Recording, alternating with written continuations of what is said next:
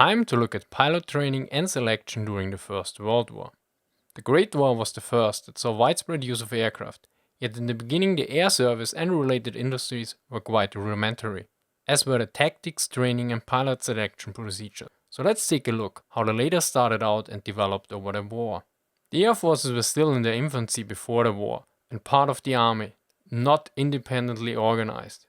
Now, due to real and overblown dangers, there were quite some restrictions in terms of selection. In many cases, only singles and unmarried men were allowed as pilots. Furthermore, often they needed to be younger than 30 years. Although it was correct that flying was quite dangerous due to training accidents, there were quite some misconceptions out there. For instance, before the war, the British Flying Corps assumed that due to the losses in peacetime, that during wartime the losses from accidents in combat would mean that all pilots needed to be renewed every 6 months. Yet it turned out that after the first 5 months of the war, less than 3% of the British airmen were lost. Now I know what you're thinking. When these guys were so off, why did anyone let them predict the results for the US presidential election in 2016? Anyway, the perception and real dangers of flying give the pilots quite a reputation in the armed forces.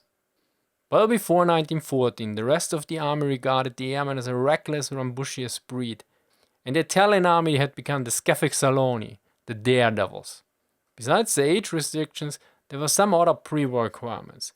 For instance, the French required excellent eyesight, a sound heart, and good hearing, whereas the US Navy required the pilots to be not colorblind or other visual defects, a normal hearing, and a healthy nervous system. This was contrary to Germany and some other countries that had no special physical requirements. In general, many of the criteria were questionable, and aviation medicine was still a mix of facts and myths. Outside of the medical realm, there were other criteria as well. Some thought that the flyer's temperament was the most important, whereas others assumed that the cavalryman would be the best pilot due to dexterity when it came to hand movement. Of course, once the war started, the situation changed dramatically. Many men that were unfit for service in the infantry or elsewhere got accepted into the air forces, some as observers, some even as pilots.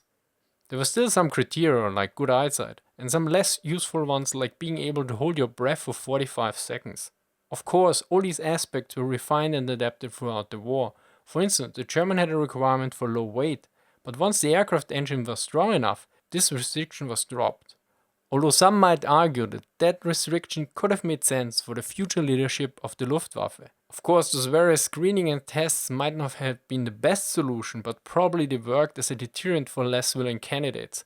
After all, training pilots was expensive. The British assumed that they lost about £2,000 for every pilot that was washed out of the training, which would be around 240,000 in US dollars, if I got my calculations right. Yet the overall screening did little to determine who would turn out to be a good pilot. But let's take a closer look at training. In 1914, training was stopped and all men were rushed to the fronts. But once the quick victory wasn't achieved, the training expanded. Yet since the air forces were rather small initially, their capacities were highly insufficient. For this reason, many private flight schools were contracted into training pilots. To give us some indication on the massive growth of the air forces, here are the training numbers of the French air forces over the years. As you can see, in 1915 already more than 10 times of the pilots were trained than in 1914, steadily rising. Thus in 1918 almost 60 times as many pilots were trained than in 1914. In total, the French trained 18,000 men during the whole war, in contrast the British had almost 22,000 pilots trained.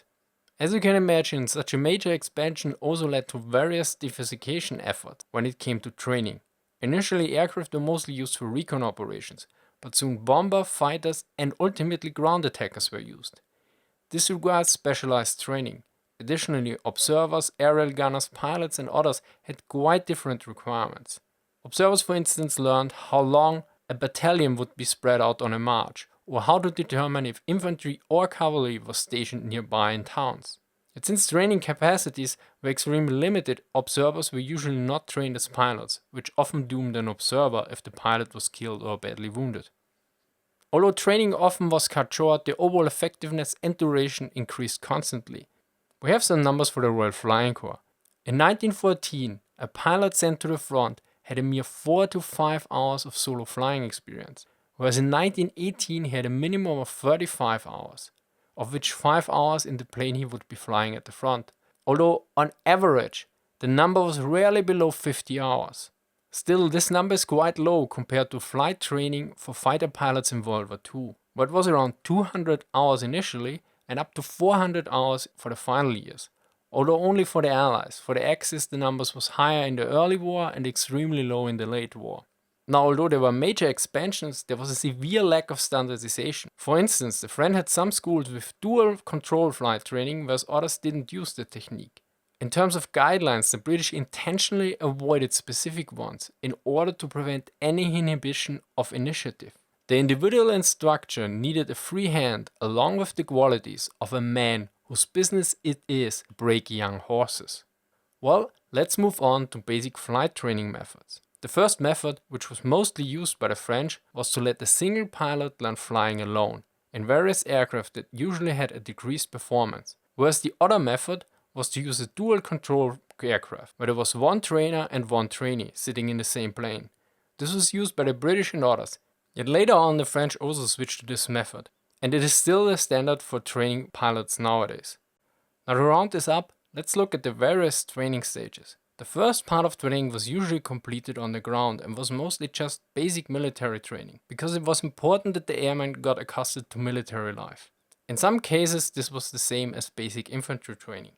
The second part was still on the ground but concerned with specifics of aviation, like flight basics, navigation and technical elements.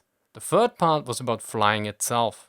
Now, since there was little standardization going on, this is just one example, namely from an American volunteer in 1917 that received training in France. The first aircraft he used had only a 25 horsepower engine and clipped wings, thus it was not able to fly. The soon-to-be pilots called these planes penguins. The training with a penguin was rather simple, just guide the plane successfully across a field in a straight line. After all, it was important to get familiar with the controls and hold a steady course. The next type of plane had a better engine and proper wings.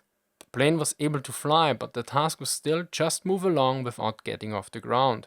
Thus the trainee was tasked with proper control of the throttle and getting an overall feel for the plane. The following stage of the training used the same plane, but this time the field had a depression at some point, which meant that the plane was airborne for a short amount of time when it passed it. The next increment consisted of a flight at about 30 meters of altitude, but still in a straight line, followed by a class that flew around the airfield. With every further stage, the difficulty and freedom increased.